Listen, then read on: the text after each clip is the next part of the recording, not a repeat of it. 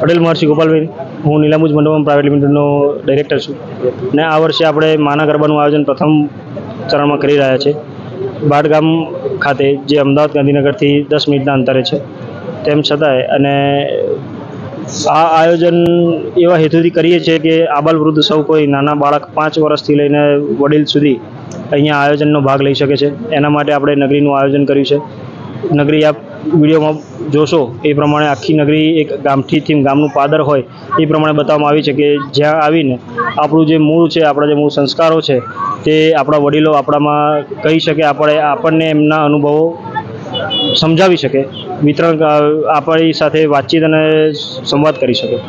ખાસ કરીને આજે આયોજન કરવામાં આવ્યું પ્રી-નવરાત્રી, કોણ કોણ ઉપસ્થિત રહ્યા, આવનાર સમયમાં તમારી સેફટી અને જે કાર્યક્રમ રહેવાનો છે કઈ રીતે?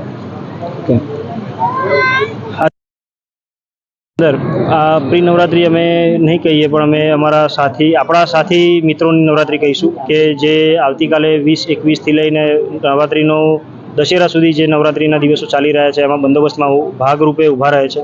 તે લોકો માટે આપણે આજનું આયોજન કર્યું છે. તેમના પરિવાર માટે આજનું આયોજન કર્યું છે કે જેમાં પોલીસ કર્મીઓ આવી ગયા, ફાયર કર્મીઓ આવી ગયા, હોમગાર્ડ કર્મીઓ આવી ગયા. એ બધાના પરિવાર માટે આપણે આયોજન કર્યું છે. એટલે એ લોકો બંદોબસ્તમાં જાય તેની પહેલાં એક નવરાત્રિ, એક દિવસ, એક રાત તો એમના પરિવાર સાથે માતાજીના નામે ગરબે ઘૂમી શકે. ખાસ કરીને મોડ આજે ઉપસ્થિત રહ્યું હતું અને જે ફાયર સેફટી અને જે ગાઈડલાઈન એ મુજબ આપની કઈ રીતના વ્યવસ્થા કરવામાં આવી છે? આજે શ્રી મનોજભાઈ અગ્રવાલ સાહેબ ઉપસ્થિત રહ્યા હતા, જે ડીજી છે ક્રાઇમ અને રેલવેઝના. અને ફાયર અને સેફટીમાં એ રીતનું છે કે આપણે એક એન્ટ્રન્સ છે, 2 એક્ઝિટ છે અને 6 ઇમરજન્સી ગેટ્સ છે.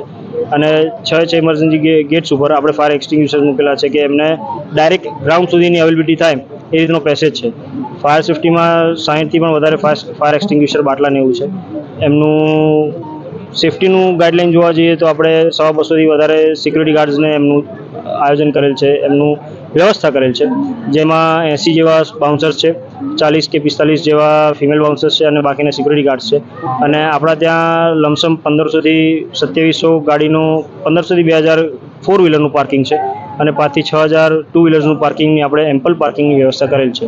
ખાસ કરીને મેડિકલની વાત કરવામાં આવે છે, મેડિકલની રીતે કઈ રીતે ગોઠવવામાં આવ્યું છે અને 12 વાગ્યા પછી જે ગાઈડલાઈન બોલી છે એના પછીનો નવરાત્રી ચાલુ રાખવા માટે કોઈ પ્રયાસ તમારા તરફથી કરવામાં?